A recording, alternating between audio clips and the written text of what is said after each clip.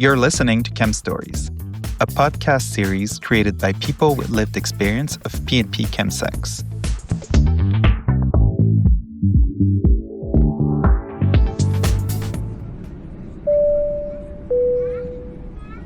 Hello, my lovelies. This is Captain Patrice speaking from the flight deck of Chem Stories Airlines.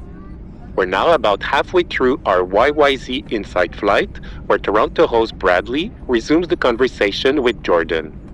Our flight plan forecasts discussions on the challenges of supporting people who use drugs and fostering solidarity within a community that is often marginalized and misunderstood.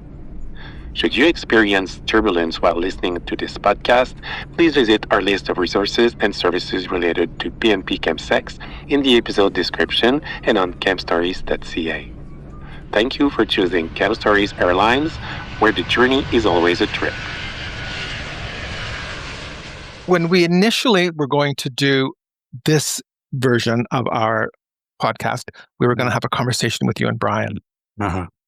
Because we all thought it would be a great idea that we extend that discussion you and he had at the methamphetamine think tank here in Ontario, because it was you and he had a really terrific discussion and you had great chemistry, and it was two men that had different experiences talking about the same stuff, and so we were going to continue that. And then on the day, something happened that prevented that plan from happening.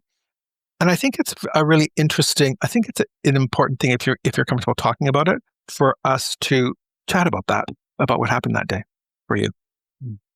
Okay. Yeah, I mean, it certainly was a moment.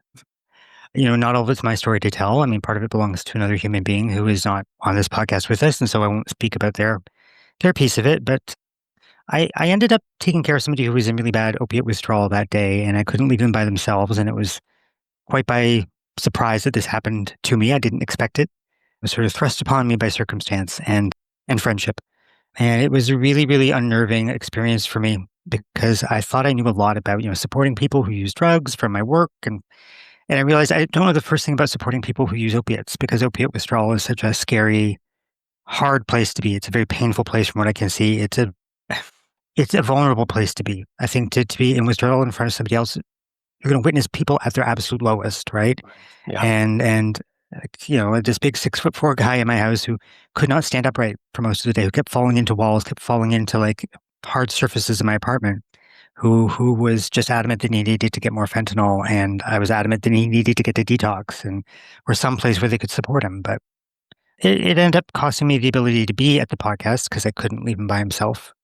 But I think it pointed out to me that perhaps I'm at my limit for supporting other people right now, because I'm not a one-woman detox unit / rehab bed / therapist / friend / client. Like a lot of things that I can't play all those roles all the time for all people.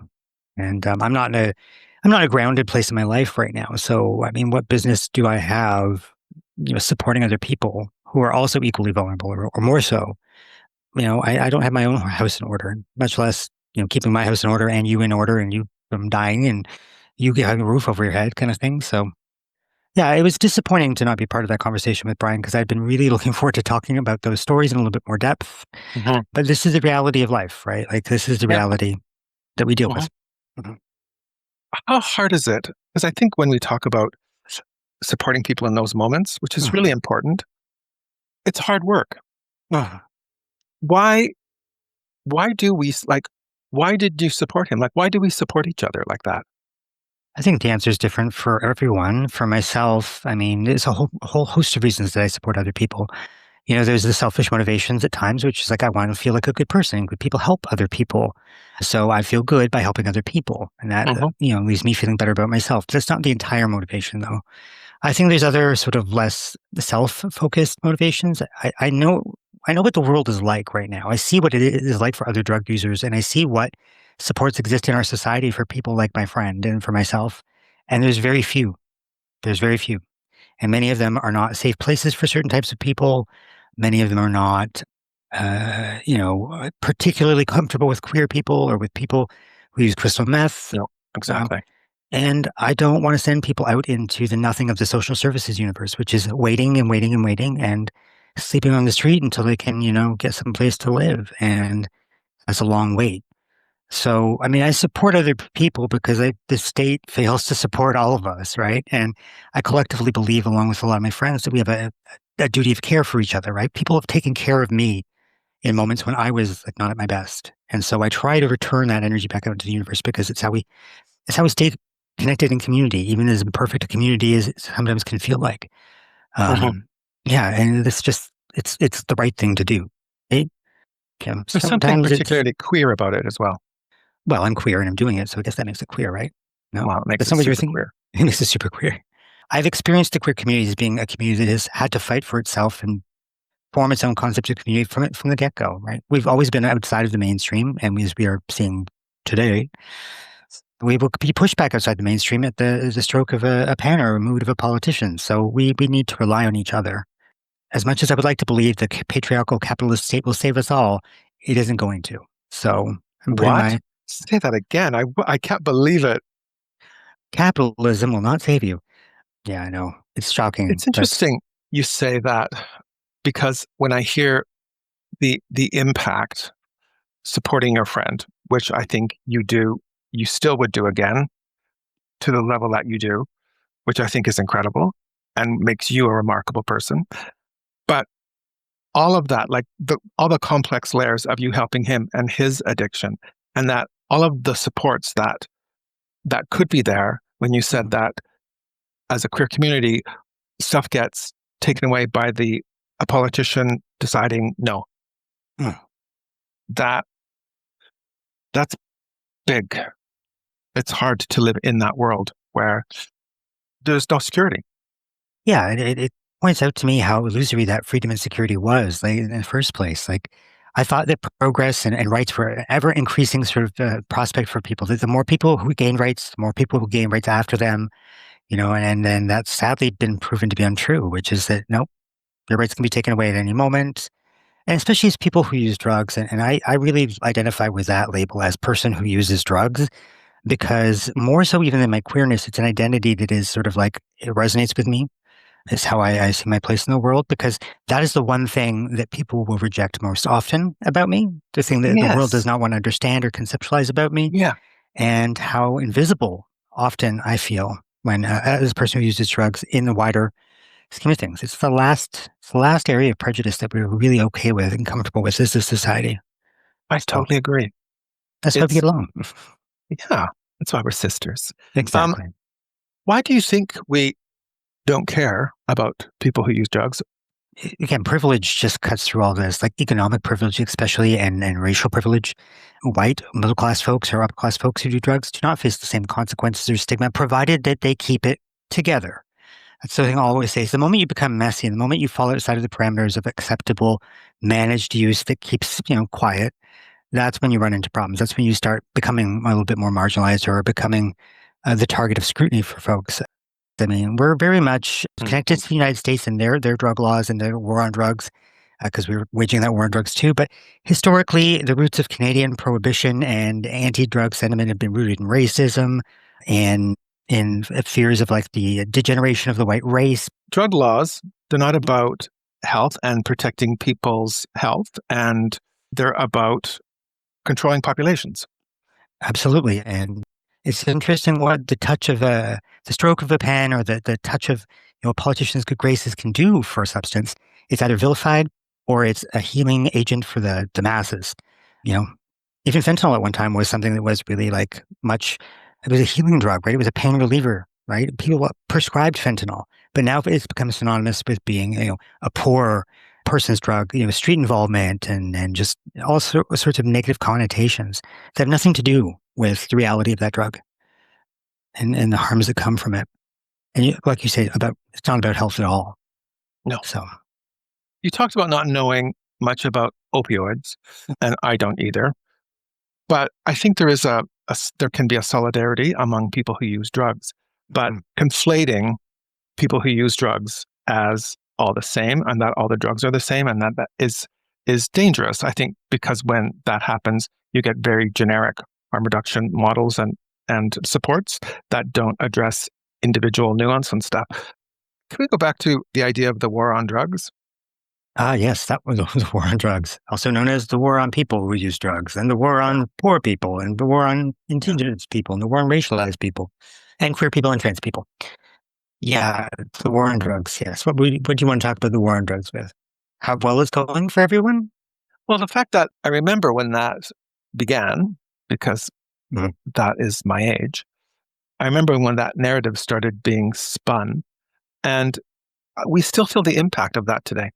Do you think? Oh, girl. Yeah, I mean, we grew up in the same sort of era, right? Like we had Nancy Reagan saying, just say no, and this is your brain on drugs, and the fried egg in the pan, and all those sort of after school special kind of things about you take one hit of this drug and you're going to think you could fly and you'll jump off a building, which is the first thing I ever heard about drugs from a police officer in grade school. We watched the same program in that health class, apparently. Yeah. The officer would tell you about all the dangers associated with that drug. I think back in the day, they didn't even have methamphetamine on their radar because it was the 80s. But, and we saw that. Like it's a thing that's been ingrained in our culture and it's been reinforced everywhere, like constantly. There's very little in our society that does not buy into that kind of narrative around, drugs are criminalized, bad people sell drugs, bad people use drugs. If you use drugs, you will die.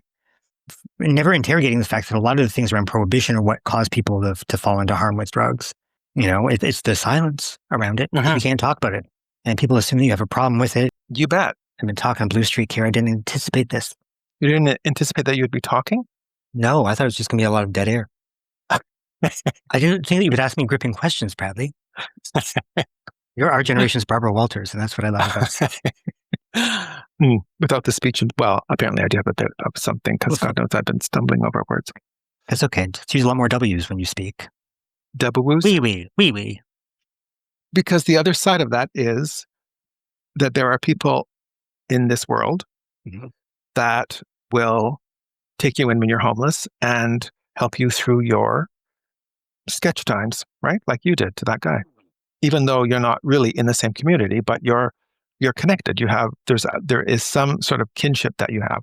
Yeah, that kinship is super important, and it's one of the things I would always hope for our community as guys who party and guys who play, is that we would form that solidarity with other people who use drugs, or maybe look out and see beyond our little corner of the world and see other people who are really struggling right now. Because I think in solidarity with other movements, like the people who are coming out against the SES closures here in Ontario, who are doing that work around the opioid crisis or the drug toxicity crisis, are radical, amazing people. They're doing wonderful work, and they're really teaching us how it can be done. And it's something we've lost in our community. We don't have as much of it in our community, is building solidarity and coalitions very well. We seem to be very isolated in the chemsex world. And one of the nice things about the change up until this past couple of years has been that I've sensed an increasing sense of solidarity amongst people who practice chemsex, and a desire to be out about it from some people in a way that I've never experienced before. It's been really uplifting to hear people in the community talk about, no, we shouldn't have to feel ashamed of ourselves, and no, we shouldn't have to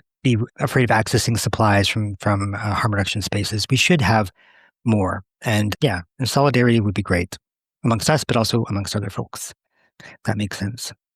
What do you think prevents us as gay men who use drugs, and even gay men who don't use drugs, or men who are queer, or men who don't identify, but the one thing everyone has in common is they either suck dick or get their their dick sucked by a guy. There's sex with men, not sex with ducks. That's a different podcast. Yeah, sick ducks, no less, right? So if you're going to have sex with a duck, have sex with a healthy duck, Brad.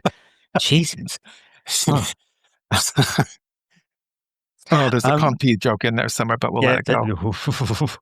Yeah, there really is. But why do we create those borders around us, or why are those borders created around drug use? I think there's a whole bunch of things that feed into that. I could not give you one succinct answer for all of those reasons. What I personally feel it is that the narrative around gay men, especially since, well, actually growing up as a gay man, I was always very isolated because, I didn't have a gay community around me when I was growing up. And coming into the gay community here, the things that I learned were about, things like sexual currency and hooking up and all these very isolationist kind of activities. And I never had that sense of that the community was bonded over any one thing in particular. We all seem to be in our own little niches and doing our own little things. And so very, very much people feel, I felt isolated right? And I know a lot of other people did too. I think with, seeing the world through the lens of HIV, which, because I'm HIV positive, I sometimes do.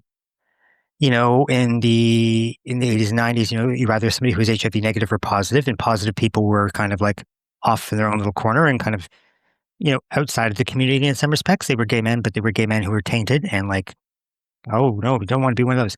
When I became HIV positive, I was part of that club all of a sudden. And I felt a little bit of a moment of solidarity there. But even then, it was just a thing that I dealt with health-wise, where I went back to my 9-to-5 job in my life and I dealt with it. I never felt a sense of being amongst other gay men for any sort of struggle or push or cause. It's never an immediate threat in my lifetime so far of like dying because of the cocktail and all that jazz. So I don't know. It was very easy to go about my life and not really feel like connected to the wider gay community. And a lot of guys, I think, are maybe in a similar place. Not everyone, because it's not everybody's experience, but with drug use too, though, like we can't diminish the fact that the gay community, especially gay men, and we've been going after like these sort of rights-based, gains in the political world where we fought for marriage equality, right? Marriage equality ended up with this whole corporate. I'm really boring your listeners to with my no, they're not, because I love this. I think I know where we're going with this, and let's get on this big wave and surf it out. Okay. Well, it becomes the love equals love thing, right? Which is the thing God. I hate. Same. Like love equals love. I wanted to say fisting is fisting. Thank you. My queer woman friend and I have a picture of us holding up a sign saying lust equals lust at a protest that we had gone to for Pride. We did a night march a number of years in a row, and I held that sign up. I was so proud of it because I was like, yeah, lust equals lust. Everybody gets horny, which is true. Everybody does get horny, right? I thought this love equals love is a really, really nice, clean way of saying gay people are just like straight people. Right. Which we're not. But there are a number of people in the gay community who bought into that, a number of people who want to be part of that club. They want to be like, oh, the oppressor likes us. Let's join with the oppressor. And we pursued a normalization kind of agenda. And gay guys who use drugs are like a throwback to like a time in the late 1970s where everybody was barebacking and everybody was high on something. And it was a bit of a free-for-all, like hedonistic kind of time. And we don't make the community look particularly good or like heterosexual people or normal when we're out, having our gay gangbang orgies at, 3 a.m. at Chuck's house, I don't know what Chuck is. Chuck. I've never met a Chuck. Yeah, I think we throw that kind of like we're just like everybody else story into into stark relief, right? And that's why I think within our own community too, we've abandoned guys who party and play because oof, they're messy, they make us look bad, right? I do not support that at all. So I don't support it either. I think with wanting that heteronormativity or homonormativity, like trying to get that, is actually the belief that you will get heterosexual privilege when you do those, when you adopt those things, right? That when you make those choices, you will get. Yeah. There's privilege that comes with being heterosexual, which is why people never ever want to address heterosexism, because they don't want that privilege to change. What is the connection between, because we joked about it, but I think there is a thing here, which is the connection between, and it's different for everybody, but the connection between HIV and chemsex. And also, as we've said before, chemsex is not a community word. No, it is not. Chemsex is a very clinical word, and I know the man who coined it, or knew the man who coined the term, and it has usefulness in, I guess, academic circles. But we party and play here in Ontario, or we party, and that's. And so, what's the difference between HIV or HIV transmission or HIV and partying? Is there a connection for you? There's fountains of research out there that would say there's a connection, and I don't know if I necessarily agree with all of that research. I think there's assumptions that, like, if you're engaging in party and play, you are exposed to a greater vulnerability of contracting HIV. I certainly contracted HIV when I was partying, but it had nothing to do with the use of drugs. It wasn't because of the drugs, right? It wasn't because the PNP scene just opened up my mind sexually all of a sudden. It was because I would have been, had the drugs not been there, I would have made the same decisions, right? Right. It really would have. And then somebody else's decision to not tell me, to come across my decision making, and then boom, there was a moment, right? But a lot has to happen for HIV to be transmitted, but sometimes the perfect storm happens and you get it. And to say that there's a connection between PNP and chemsex, I think, and HIV transmission, I think, is a useful public health kind of tool to acknowledge a reality, which is for some people, when they take drugs that like lower their inhibitions, they're going to start doing things that maybe they wouldn't have done before, or they're going to want to explore things that they've wanted to explore. But that desire was in them to begin with, if you ask me. I don't think it's like all of a sudden you do crystal meth and you're like, ooh, barebacking, I've never thought of that before. I think I'll do it now. It's like, no, it's been in there, right? For a long time. And you're just giving yourself. And there's also other things present, right? There's context, right? Like that simple narrative of HIV transmission and chemsex, it's decontextualized, right? Because there's a whole bunch of other things that are present. I had a friend once say I think he was being a bit provocative, but he said that there's as much connection between HIV transmission and partying as there is between Gatorade and HIV transmission. And I was like, HIV from Gatorade? Gatorade? He said every party that he'd been to, there'd been Gatorade at. Oh. I was like, oh, that's really funny. That is really funny. Also, if you triangulate that with the missing cock ring experience, it could all be connected in some weird Machiavellian plot. Like if we want a conspiracy theory for Chem Story, we've got it right here.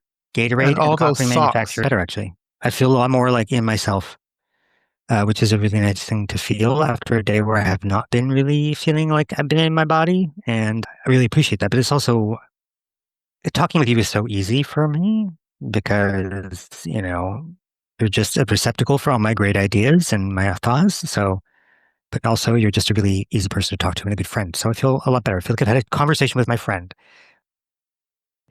So yeah, but I feel a lot better. Yeah, I feel a lot better. Good. Do you think that not that I'm prying, but maybe I am a little bit, was that you were feeling fine in that way that you said it? Because we don't always fit in at work and the work that we do and stuff. And so sometimes we get reminded that we get othered all the time as the kind of gay men we are and being drug users. Oh, I mean, yeah, absolutely. I mean, I've talked to you about struggles that I've had at work with knowing that people are looking at me differently because I'm somebody who uses drugs and not taking me seriously or patronizing me or worse, other ways that they've acted. And it's hard because I know people don't talk about that. Nobody ever wants to admit that the person with lived experience, which we're all supposed to support and like uplift in our community work, is always going to be looked at as somebody who doesn't have the right credentials, who's just there because they've had a hard life or a tragic story, and I'm no man's token. I'm sorry, I'm not a token hire. I got hired for that job. You don't get a free subway ride from me. No, you do not. So you don't get a free anything from me.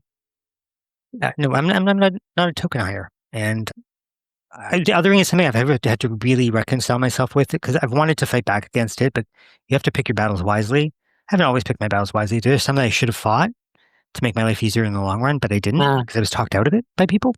But now I'm less so inclined to do that. I'm like, I'm not going to be dealing with people's bad attitudes and their negative beliefs about drug users or their snide jokes or their passive aggressive comments about it. Just like, no, not on my watch. So it's hard not on my time. It is hard work and it can be draining. And, some days I believe I am the other. I believe I'm this shameful person who shouldn't be on the team because, I was up until 3 a.m. the night before. Like, it's really easy to succumb to those shame-based narratives and stereotypes because I've had a lot of experience in embodying them. So they come naturally to me, but fighting against them is the thing that's uncomfortable. But I see the value in it because how can I be talking about self-respect for drug users if I'm not practicing self-respect in my own life? It's like I've got to learn how to stand up for myself in that respect and to see myself as worthy of a place. That is hard though, because you are out about being a drug user, but then you have to, it's not just about being out about it and then everything falls the way that it does. It's about what is that bar that then you are held to. Like if you're late 10 minutes, people make assumptions. Of course they do. And if you're off sick, they make assumptions. And if your eyes are bloodshot. Are they bloodshot? Thank God this isn't a video podcast. I look fresh as the morning dew today. People do make those assumptions and it's hard. You can't have an off day. And yet I've had off days. I've had days where I've been at work and I've been like exhausted and not really feeling like I wanted to give of myself freely or, be the model drug user. And people assume, even within the community, that I'm the model drug user because of the work that I do. And I'm not. I'm just as messy as the next girl. Sometimes I don't know what I'm doing. Sometimes I do it too hard, and sometimes I'm tired when I show up at work, or I'm tired when I'm in the community and I say the wrong thing. Like I can't be. I'm not here to be an exemplar to anybody anyway. I'm here to be me, and I've got a certain skill set, and that skill set gets called upon in my work. And like everybody else, I've got good days and I've got bad days, right? I'm not here to prove to you that drug users are all worthy because I'm acting worthy in your context of what respectability is and what professionalism is.